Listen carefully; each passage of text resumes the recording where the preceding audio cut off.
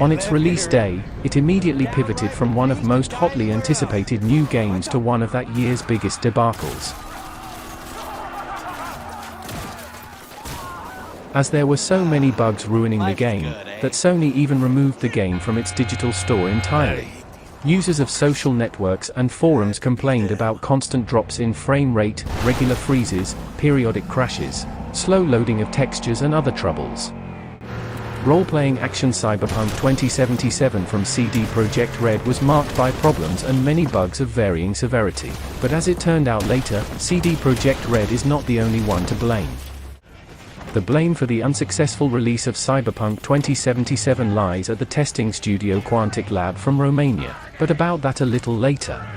The release is based on Forbes, Ars Technica, PC Gamer, Game Developer, Twisted Voxel and CD Projekt Red. It took nearly 2 years and numerous patches that Cyberpunk 2077 to reach nearly 80% on Steam. In October 2022, Cyberpunk 2077 lead quest designer Paul Sasko thanked the players for the new achievement. But the disastrous launch of Cyberpunk 2077 did not remain without consequences for CD Projekt Red itself. The studio will pay almost $2 million in a lawsuit from disgruntled investors. After a disastrous launch in December 2020, CD Projekt Red did not renew their contract with Quantic Lab in 2021.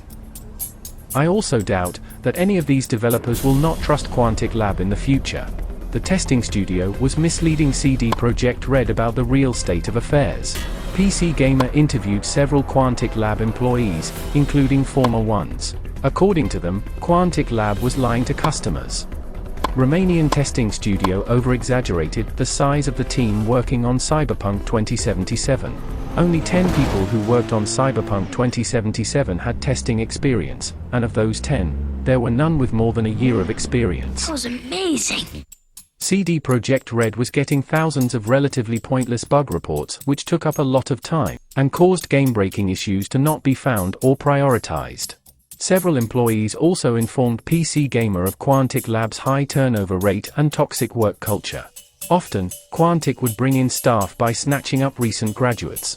Around the time of Cyberpunk's development, junior testers were earning 1,450 Romanian lei, $285 a month. Lead testers earned 3,826 lei, $753 a month.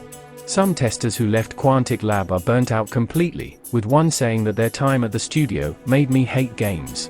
I never tried working in game development again, even though it was my passion at first. The Polish studio will not work with Quantic Lab. CD Projekt Red is looking for playtesters among casual gamers. As part of the Red playtesting initiative, players will be able to test the company's future projects.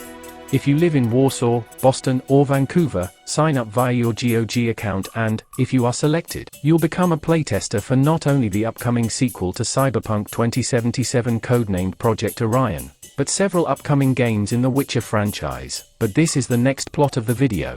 Bye, see you in the next video.